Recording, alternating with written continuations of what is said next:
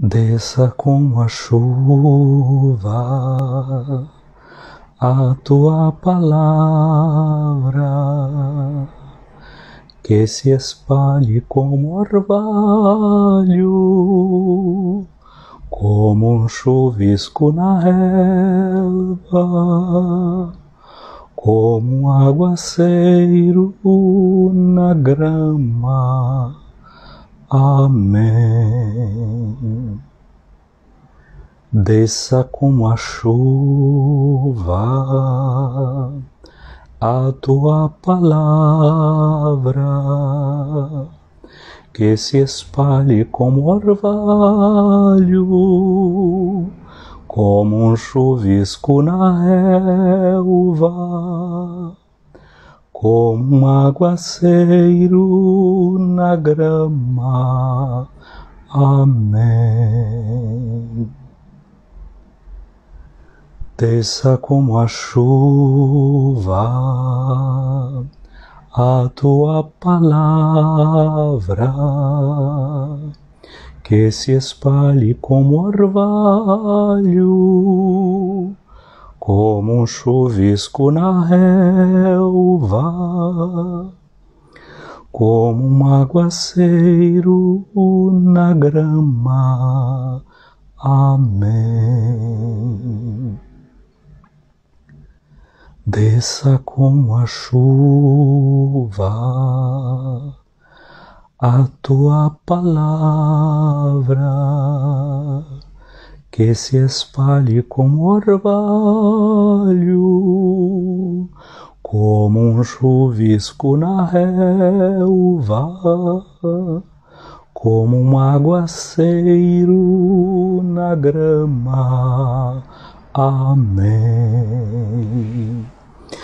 Desça como a chuva a tua palavra, que se espalhe como orvalho, como um chuvisco na relva,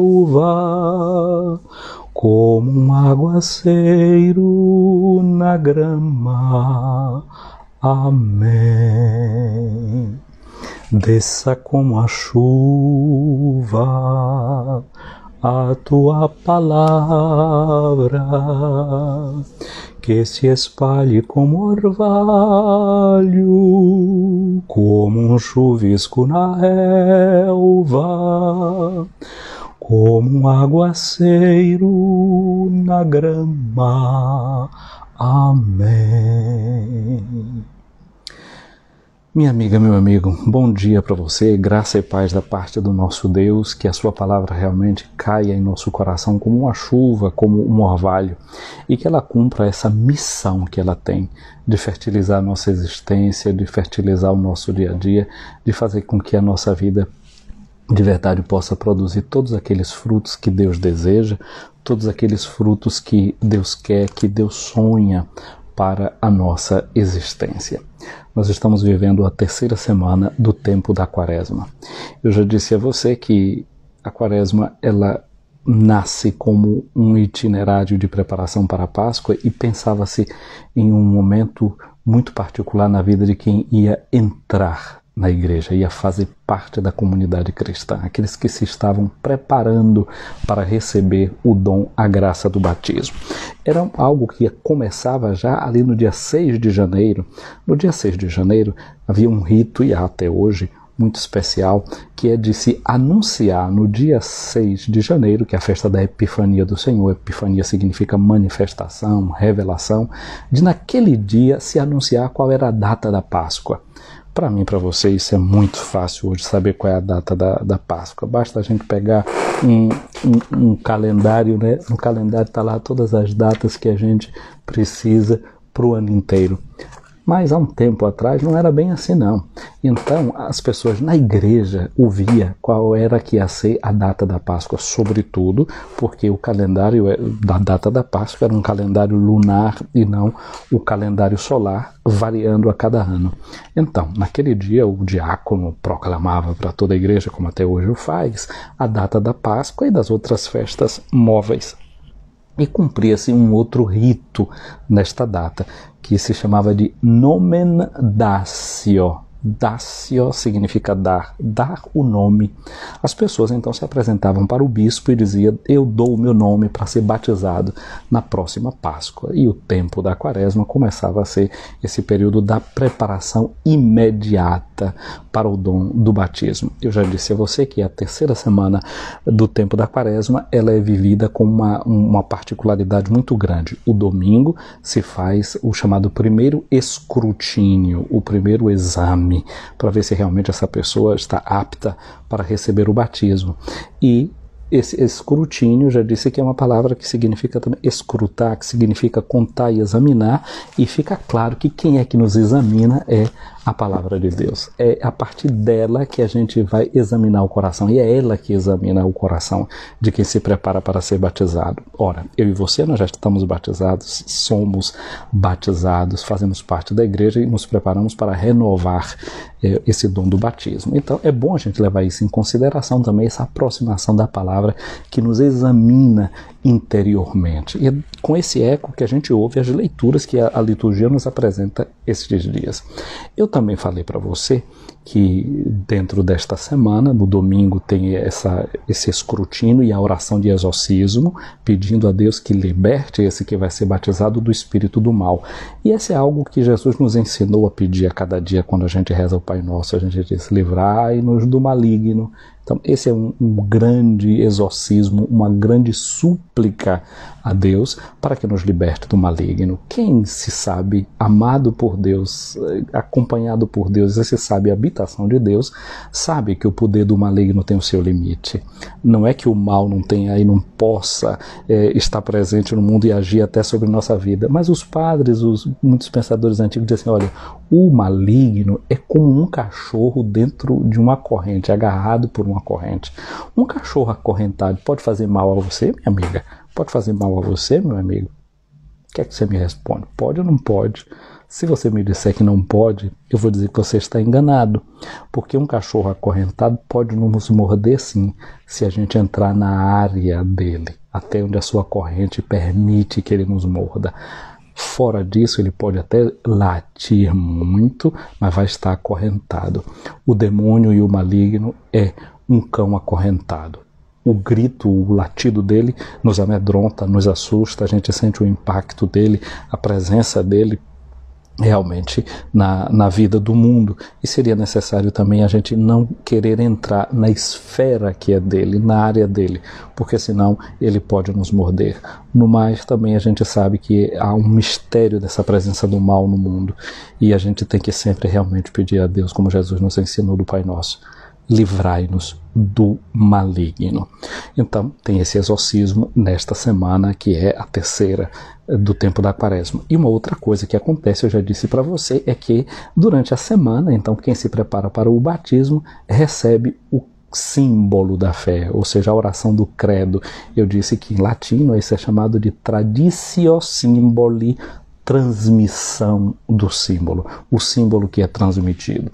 E é muito interessante a gente ouvir isso à luz da primeira leitura que a liturgia também nos coloca no dia de hoje, que é uma leitura do livro de Daniel, no capítulo 3, versículo 25, depois de 34 a 43. Mas não nos esqueçamos que no domingo passado, que foi que nós ouvimos na leitura do Evangelho, Jesus, que expulsando os vendilhões do templo, anuncia para nós uma nova forma de relação com Deus, uma nova forma de comunhão com Deus, que não passa necessariamente pelas estruturas físicas do templo, porque ele agora se apresenta como o novo templo, o seu corpo como o templo a partir do qual a gente entra em comunhão com Deus. A comunhão com Deus se faz a partir do corpo de Cristo. E aí eu e você precisamos estar atentos para o que é o corpo de Cristo. São Paulo vai dizer: o corpo de Cristo é a igreja. Ele é a cabeça, nós somos os membros. Portanto, a forma da comunhão que a gente tem com Cristo é dessa comunhão com os membros do corpo de Cristo, que é a igreja. A partir disso, a gente ouve essa leitura de hoje, que é do livro do profeta Daniel, quando Zacarias, Azarias, não é, um daqueles jovens jogados na fornalha ardente, ele começa a rezar. No meio do fogo, ele está no meio do fogo, eles estão deportados na Babilônia, havia uma proibição do rei de eles não adorarem outro deus, a não ser os deuses dele, de se prostrarem diante da sua estátua. Azarias e os seus companheiros não se dobram diante dessa estátua e continuam orando ao Deus dos seus pais. Por isso eles foram denunciados e foram jogados numa fornalha de fogo. E lá no meio dessa fornalha eles oram. A oração da gente que não deve encontrar limites, mesmo se a gente está nas dificuldades, mesmo se a gente está nos apuros, não nos esquecer de rezar. Não nos deixeis cair em tentação, mas livrai-nos do mal. Então, dentro dessa perspectiva dessa semana, a gente olha aqui o que Azarias faz. No meio da dificuldade, no meio desse fogo, ele está de pé e ora ao seu Deus. E como é que ele ora? Ele diz: ó, não nos desampares nunca, nós te pedimos por teu nome, não desfaças a tua aliança. O nome de Deus significa a própria presença de Deus. Nem retire de nós a tua benevolência. Aí ele pede por Abraão, teu amigo, por Isaque, teu servo, por Israel, teus santos, aos quais prometestes multiplicar a descendência como estrelas do céu e como areia na beira do mar. Olha o que é que ele faz. Ele evoca a presença, a memória de Abraão, de Isaque e de Jacó. Quem são eles? Os pais na fé. Significa então que ele é um homem que agora reza justamente porque ele teve esses antepassados que lhe transmitiram a fé e ele se coloca nessa linha da aliança. Estou dizendo que essa semana a gente recorda essa transmissão do símbolo da fé, do dom da fé. E quem é que nos transmite a fé? Senão aqueles que nos precederam, senão essa cadeia como uma espécie de corrente onde cada elo é muito importante. Quando eu professo a fé, eu me lembro que eu não estou sozinho, que eu estou num corpo de pessoas que acreditam, que me precederam. E esses que me precederam me ajudam a hoje estar firme na fé e a orar. Aí diz Azarias: Senhor, estamos hoje reduzidos ao menor de todos os povos. Somos o mais humilde de toda a terra, por causa dos nossos pecados. Ele não perde a consciência de que a situação que eles estão vivendo é responsabilidade deles também. Aquela situação é por conta da infidelidade. E aí ele diz, olha bem para isso aqui, eles estão, portanto, reduzidos, sem chefe, sem profeta, sem guia. Aí ele diz, não há holocausto, não há nem sacrifício, nem oblação, nem incenso, nem lugar para oferecermos em tua presença as primícias e encontrarmos benevolência. Eu disse, eles estão no exílio da Babilônia. Eles estão fora da terra, que é chamada Terra Prometida, essa terra de Israel. E naquele lugar eles não encontram, não tem templo. Mas olha só, dessa forma está tendo uma prefiguração daquilo, uma antecipação daquilo que seria o culto da nova aliança, do culto feito através de Cristo. Não era preciso estar no templo de Jerusalém, como Jesus ia dizer à samaritana, o Pai procura adoradores que o adorem em espírito e verdade. Ontem, na leitura das vésperas, que é a oração da tarde que a igreja faz, nós tínhamos a leitura breve de Romanos 12, de 1 em diante. É uma leitura muito breve que São Paulo dizia, não é, que exortava os cristãos a oferecerem os seus corpos como sacrifício vivo e agradável a Deus, prestando assim um culto espiritual, e dizia, não conformem a sua mente à mente desse tempo, não tenham a mesma mentalidade da hora presente. Portanto, o verdadeiro culto e a verdadeira adoração a Deus é sair da mentalidade desse mundo. Mas guardemos bem essa palavra, a mentalidade deste mundo, a forma de pensar deste mundo. A palavra conversão, metanoia, significa ir além da mentalidade, ir além da mente. A verdadeira conversão é romper com uma mentalidade que está à nossa volta para entrar na lógica que é própria de Deus. E aí Azarias reza dizendo assim, nós não temos mais templo, não temos mais nada disso, mas diz, agora Senhor, a nossa alma contrita e um espírito de humildade, nós te pedimos, sejam acolhidos como holocausto de carneiros e de touros e como sacrifício diante de ti. Você já notou que quando o padre, celebrando a missa, ele pega o pão, pega o vinho, diz: bendito sejais, Senhor Deus do universo, pelo pão que recebemos de tua bondade, pelo vinho que recebemos de tua bondade, fruto da terra, fruto da videira, do trabalho do ser humano, e agora vos apresentamos, para nós se vai tornar comida, bebida de salvação, pão da vida eterna. Quando o padre termina de fazer essa oração, ele faz uma oração em silêncio. Ele se curva diante do altar e diz: de coração contrito e humilde, Senhor, sejamos acolhidos por vós, seja este sacrifício de tal modo oferecido que vos agrade, Senhor, nosso Deus. Essa oração se inspira na oração de Azarias. O sacerdote, quando você participa da missa, todo dia ele reza essa oração. Que tal você também memorizar essa sua oração para começar a sua jornada de cada dia, com esse ato de oferecimento, de coração contrito e humilde, Senhor, eu entro na tua presença, que a minha vida seja realmente um culto espiritual. Porque quando a gente diz que o sacerdócio, que o templo chegou ao seu fim, e Jesus diz que ele é um novo templo, é porque com o batismo, eu e você, nós nos tornamos sacerdotes. Existe um único sacerdote, que é Cristo Jesus. O meu sacerdócio, que é um sacerdócio ministerial, está em função do seu sacerdócio na participação do sacerdócio de Cristo. Mas eu não sou mediador entre você e Deus. O único mediador entre nós e Deus é Jesus Cristo. Ele é o mediador da nova e eterna aliança. Então nós, para chegarmos diante de Deus, não precisamos de uma outra mediação. A gente vive na comunhão. Vimos como Azarias hoje reza e faz a evocação da memória de Abraão, da memória de Isaac, da memória de Jacó, assim como nós, por exemplo, na noite de Páscoa também pediremos a todos os santos e a todas as santas que intercedam por nós, que vamos renovar as promessas do nosso batismo. Mas isso não significa que eles sejam mediadores, mas intercessores na única comunhão das santas e dos santos. Portanto, essa oração de Azarias hoje nos inspira para realmente vivermos o nosso dia a dia como uma verdadeira oferta e como uma verdadeira comunhão espiritual. Nossa com Jesus Cristo, que é o único e eterno sacerdote, e nossa entre irmãs e irmãos que somos, caminhando para a casa do Pai. E aí diz-nos Azarias ainda na sua oração, dizendo a Deus: de agora em diante nós queremos de todo o coração seguir-te, temer-te, buscar a tua face, não nos deixes confundidos, mas trata-nos segundo a tua clemência e segundo a tua imensa misericórdia.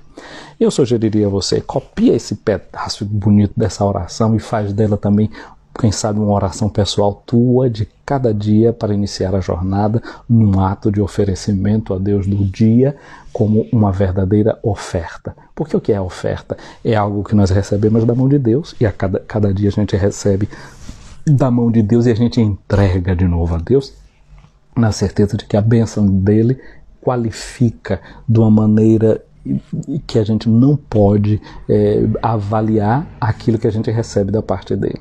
Deus nunca fica com aquilo que a gente oferece. Ele nos entrega, porém, de uma maneira estupendamente melhor. Nós na missa colocamos sobre o altar pão e vinho. Para que Deus quer pão e vinho? Para que serve o nosso pão e o nosso vinho sobre o altar? O que é que Deus faz? Derrama a potência do seu Espírito Santo sobre o pão e sobre o vinho e os transforma e devolve a nós o quê? O corpo e o sangue do seu amantíssimo Filho, o Senhor nosso Jesus Cristo. Não pode se qualificar, não pode se comparar aquilo que a gente coloca sobre o altar com aquilo que Deus entrega para nós em comunhão. É muito mais, é muito mais. E assim Deus faz com cada oferta nossa. Passamos agora para ver o texto do Evangelho do dia de hoje, que é de Mateus, no capítulo 18, versículo de 21 a 35. E eu aqui chamo a atenção para uma coisa. Mateus, quando escreve seu Evangelho, ele organiza o Evangelho em 5 discursos para fazer uma memória de Moisés, que entrega para o povo de Deus o 5 livros da lei, é chamada Torá, o Pentateuco, não é a lei, o livro da lei. Então Mateus organiza 5 discursos. O primeiro é o discurso do Sermão da Montanha, onde começa com as bem-aventuranças, depois vamos encontrar uma série de sermão das parábolas, nós vamos encontrar um sermão missionário, e esse que é o quarto, que é o chamado de sermão ou discurso da comunidade, e vem o último, que é o chamado sermão escatológico. E hoje a gente vai ler a partir do versículo 21 do capítulo 18. Mas esse capítulo 18 começa com uma pergunta dos discípulos a Jesus. E a pergunta é: quem é o maior entre nós? E Jesus vai dizer que quem quiser ser grande deve se tornar pequeno, não é como uma criança que ele põe ali no meio. Depois Jesus conta uma parábola de um homem que tem 100 ovelhas, que uma se perde, que ele vai em busca dessa ovelha, isso mostrando que a comunidade deve ir atrás daquele irmão pequenino que às vezes a gente escandaliza, porque antes ele tinha dito que a gente não deveria escandalizar os outros. Às vezes nessas nossas disputas para saber quem é maior, a gente escandaliza quem é pequeno. E nessa parábola dessa ovelha que se perde, Jesus depois vai dizer que essa grande alegria que tem no céu por um pecador que se converte, e diz para quem é da comunidade cristã, não é, que se alguém tem um pecado dentro da comunidade, que se devia chamar 2 ou 3, primeiro conversar com a pessoa, se a pessoa não se arrepende, chama mais um, depois chama com a comunidade, e depois ali nesse contexto Jesus fala que onde 2 ou 3 estiverem reunidos em seu nome, não é, ele vai estar presente. E essa oração feita na sinfoné, é a palavra grega que está na sinfonia das vozes que se juntam diante de Deus, que essa oração é atendida. Então, essa palavra de Jesus é colocada dentro desse contexto do irmão que deve ser chamado à reconciliação, que a gente deve fazer tudo para se reconciliar com ele. Mas Jesus também dizia que quando esse irmão não quer aceitar a comunhão, não é? Então ele deve ser tratado como um publicano. E aí a pergunta é: como era que Jesus tratava os publicanos? Jesus se sentava com eles, Jesus comia com eles, mas o publicano era considerado como um pecador público, inimigo dos próprios judeus. Os judeus os consideravam inimigo. Mas o que é que Jesus diz em relação aos inimigos? Ele diz: olha, vocês ouviram o que foi dito para os antigos, não é? Amar os seus amigos e odiar os inimigos. Eu, porém, digo a vocês: rezem por quem persegue vocês e amem os inimigos. Portanto, tratar alguém como um publicano nessa categoria de inimigo não está dizendo para a gente odiar essa pessoa. Está dizendo para a gente amá-lo mesmo nessa condição e fazer como Jesus fazia. Ele ia à busca dos publicanos e dessas pessoas. Não significa alijar a pessoa do interior da comunidade. Pelo contrário, é continuar com o coração aberto para eles, esperando a conversão, a mudança de atitude. Depois que Jesus disse isso, aí entra o evangelho de hoje. Pedro então faz uma pergunta para Jesus. Pedro aproximou-se de Jesus e perguntou: Senhor, quantas vezes eu devo perdoar? Pedro sabia que nas sinagogas se ensinava aquilo que hoje a gente sabe que está dentro do Talmud. Existia um limite para perdoar, não é? Aí Pedro pergunta: quantas vezes eu devo perdoar o meu irmão?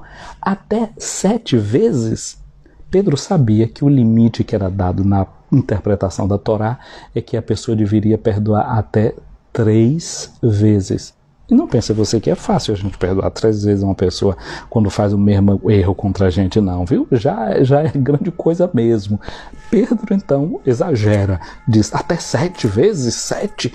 E aí Jesus diz: não te digo até 7 vezes, mas até 70 vezes 7 vezes. O que é que está por trás desse texto? Está o capítulo 4 do livro do Gênesis. Lembra que quando a gente lê o livro do Gênesis, depois que Caim matou Abel, ele ficou com medo de andar pelo mundo e ser destruído pelos outros? E Deus disse: olha, se alguém tocar em Caim, eu vou botar aqui um sinal, se alguém tocar em Caim, ele vai ser vingado até 7 vezes. Pois bem, Caim teve um filho chamado Enoque, e aí teve vários filhos, um pentaneto de Caim chamado Lameque. Um dia reúne as esposas dele e diz para ele: olha, escutem aqui uma coisa, Caim foi vingado 7 vezes, mas Lameque vai ser vingado 77 vezes, porque eu matei um rapaz por causa de uma ferida, e matei um homem por causa de um arranhão. Olha, as mulheres dele, então, quanto de medo não ficou com esse homem, com toda aquela agressividade. Então, o eco que está aqui quando Jesus e Pedro usam essa palavra é o livro do Gênesis, onde está presente essa estrutura de a gente querer se vingar, não é querer lavar a honra com sangue, de poder, se alguém me fere uma vez, a gente fere mais vezes ainda. E Deus controlou já isso, não é, dando ao seu povo uma lei chamada lei do talião. Dente por dente, olho por olho. Aqui a gente vê que Jesus nos convida a ultrapassar esse limite. Se a gente faz uma conta, né? 7 vezes 7 daria 49, 490, mas não é uma questão de matemática. Mas já o número 49 é um número importante na Bíblia, porque o número 50 na Bíblia é como se fosse a sucessão de 7 semanas de anos. Quando isso acontece, se entra naquele tempo que é chamado tempo do jubileu. O ano 50 é o ano do jubileu. Então chegar no ano 49 é chegar às portas do jubileu, do ano da graça do Senhor que está para ser derramada. Então Jesus está dizendo que quando a gente perdoa o irmão, a gente entra nessa lógica da graça que é derramada. Jesus na sinagoga de Nazaré disse, agora está no tempo, no ano da graça, está no ano desse perdão e da misericórdia de Deus. E Jesus, para explicar a Pedro o que é que estava por detrás dessa sua palavra, ele conta uma parábola. Qual é a parábola? É a parábola de o reino dos céus é como um rei que resolveu acertar as contas com seus empregados e começou a pagar o acerto de contas com um que lhe devia uma quantidade enorme. Aí diz só isso, né? Lendo em grego, você vai ver que ele está falando de talentos. E o talento era equivalente a mais ou menos a 26 quilos de ouro. Faz uma pesquisa e vê o que é que significa hoje 26 quilos de ouro. Então, naquele período ali, essa soma que o homem deve, essa conta enorme, é o equivalente a 300 quilos de ouro. Para ter a soma de 300 quilos de ouro, uma pessoa deveria trabalhar mais ou menos 164 anos. Salário de 164 anos sendo juntos. Que vida uma pessoa vai ter para poder juntar essa fortuna? Esse homem que aqui é chamado de um escravo, na verdade, de um servo, né? Na verdade é como se ele fosse um governador de um estado. Dizia Flávio Joséfo que na região da Palestina e da Galileia não corria, um autor antigo, não corria 10 talentos de ouro por ano. Significa dizer que a dívida que esse homem tem aí é o equivalente ao produto interno bruto de um determinado país. Então esse homem tem uma dívida que é insolúvel. Ele não pode pagar a dívida que tem.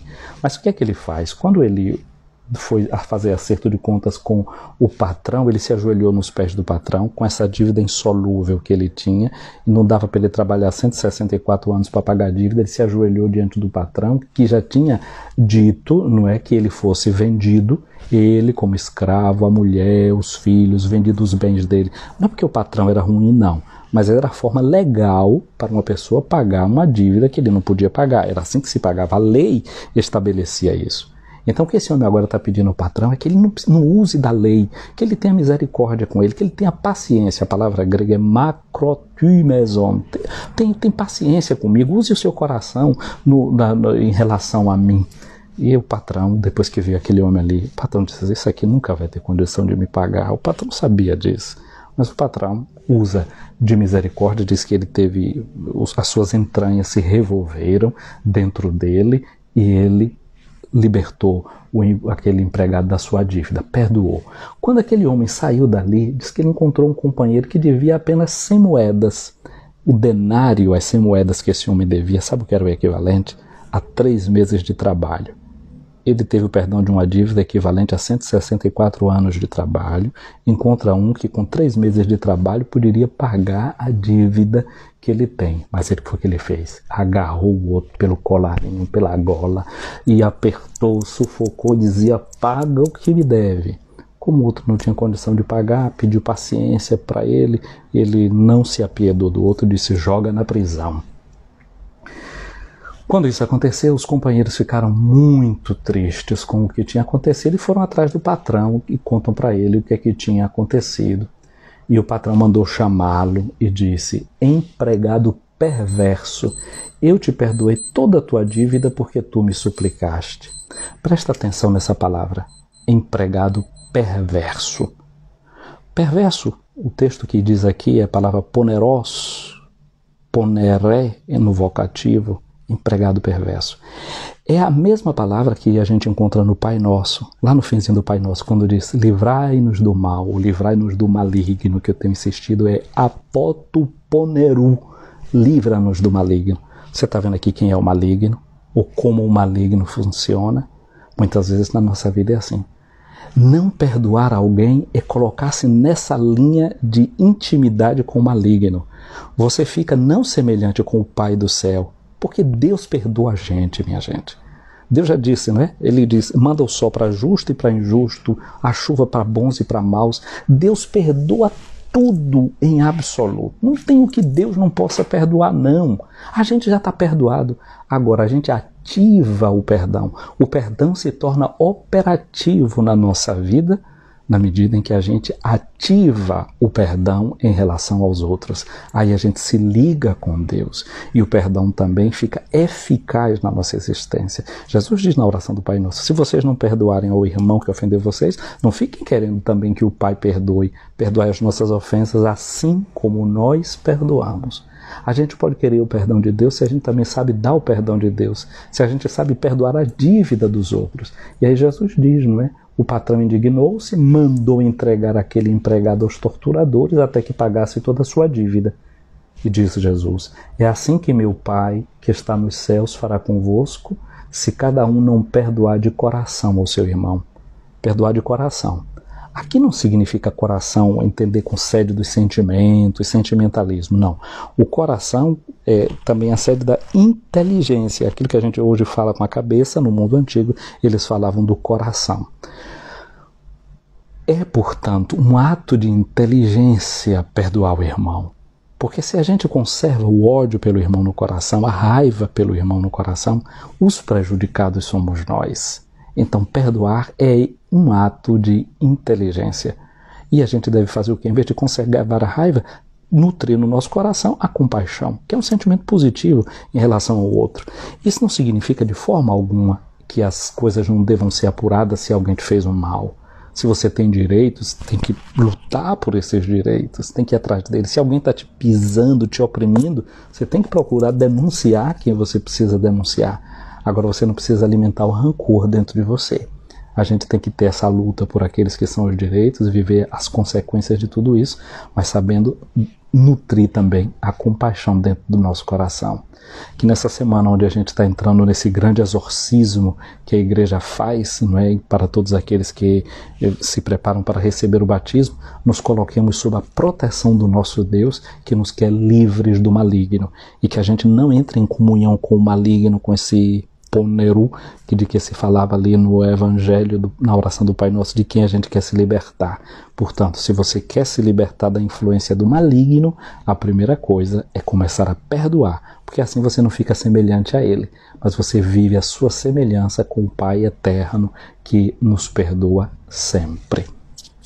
Vamos chegando ao fim aqui dessa nossa meditação de hoje, mas alguém aqui me escreveu e disse assim, olha, lembra da live que você vai fazer amanhã com a Paulos de Salvador. Pois é, a Paulos de Salvador está promovendo nesse ano de São José alguns encontros para que a gente medite sobre a pessoa de São José, sua importância, seu ministério para a vida da igreja. E amanhã, às 16 horas daí do Brasil, para mim é um outro horário, eu vou estar com o pessoal da Paulos. Tem aí já um card no meu Instagram, vocês olham e veem lá como entra em contato com a Paulos pelo WhatsApp da Paulos, e ali pode receber o link com o qual a gente vai estar no dia de amanhã fazendo esta meditação, não é, sobre a figura de São José, o pai adotivo de nosso Senhor Jesus Cristo. Quero desejar para cada um de vocês que aqui se encontra nessa nossa live, nessa nossa transmissão, bênçãos da parte de Deus. Aqui eu abraço a Lilia, a Pedro Miguel, a Rose Santos, a Ana Caldas, Thay Peixoto, Jussara, Dinéa Flores, Ana Barreto, Leozinho Freitas, Dai Preta, Dayara, Eurice, aqui, Coelho, Eli Coelho, Maria Aline, Avane, também para o Mário Santos, Conceição Rezende, Bom Conselho, né? Maria Eureni, Alane, a Rosa Santos, a Jeane Reis, Cia Sérgio, um abraço para você também, Cia Sérgio, Thay Janaína, Antônia Fonseca, a Emília, Emília, você por aqui, um abraço grande para a Emília, colega de escola aí, né, do tempo da nossa adolescência, Lula Ordeilo, a Neuza, Edilene Borges, Ivonete Dias, penso que Ivonete esteja lá em São Paulo, e assim a todos vocês, a todas que estão aqui acompanhando essa live. Quero invocar sobre nós a bênção de Deus Todo-Poderoso, que Ele nos abençoe, que Ele nos ajude sempre a perdoar, para que nós sejamos semelhantes a Ele. Venha sobre você, minha amiga, meu amigo, a bênção de Deus Todo-Poderoso, o Pai, o Filho e o Espírito Santo. Amém. Um abençoado dia para você.